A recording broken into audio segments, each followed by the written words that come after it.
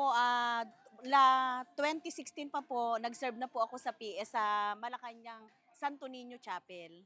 Ako naman po, nagsiserve ako sa chapel since 1986 until now.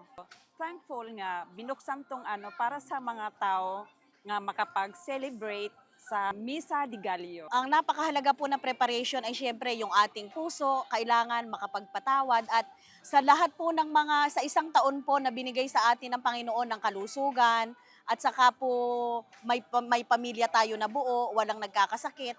Napakahalaga po na tayo naman ang magsauli sa Panginoon na magsilbi naman tayo sa Kanya at magpasalamat. Yung kahalagahan pagsimba sa simbang gabi is kailangan bigyan natin ng time yung Panginoon kasi once a year lang to. Ito po ay napakalaking pasasalamat po natin sa ating mahal na Pangulo dahil po binigyan niya ng pagkakataon ang mga pamilya at ang mga kabataan na pumunta po dito, makiisa po sa ating banal na misa.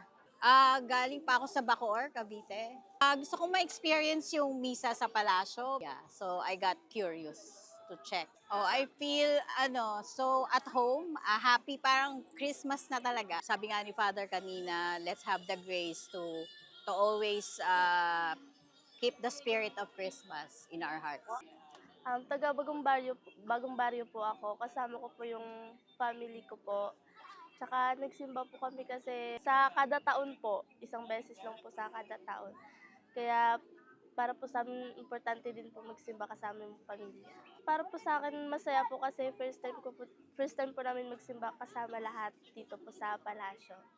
Para po sa akin yung importansya po is para din po humingi ng gabay tsaka protection sa Panginoon para po sa aming pamilya po. Mahal na Pangulo, maraming salamat po dahil binigyan niyo po ng pagkakataon ang ating mga kalapit barangay dito sa Palas na makapasok po dito sa inyong palasyo. Lalo na po dahil may mga libre pa po sila na bibingka at nagkasasama-sama po ang pamilya. Thank you so much, President Marcos, nga binigyan niyo ng time yung mga tao nga makapag-attend dito ng Misa de Gallo. And sana maulit pa ito sa darating nga mga panahon. Thank you so much, President PBM, for welcoming the Filipino people here in Malacanang and to experience the 9th day Misa de Gallo. Hello po, Pangulong Bongbong Marcos. Maraming salamat po sa pagganap sa simbang gabi na to. Merry Christmas po. Merry Christmas po kay mahal na Pangulo at sa kanyang buong pamilya. At Happy New Year at sana po ang inyong kalusugang lahat ay lalo pa po sana kayong lumakas at ilayo kayo sa sakit.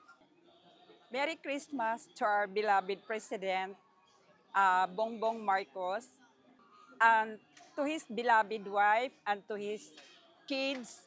I hope that bibigyan pa kayo ng mahabang buhay, kalusugan. Merry Christmas, President BBM. Thank you so much for having all the Filipino people here in Malacanang to share the blessings for everyone.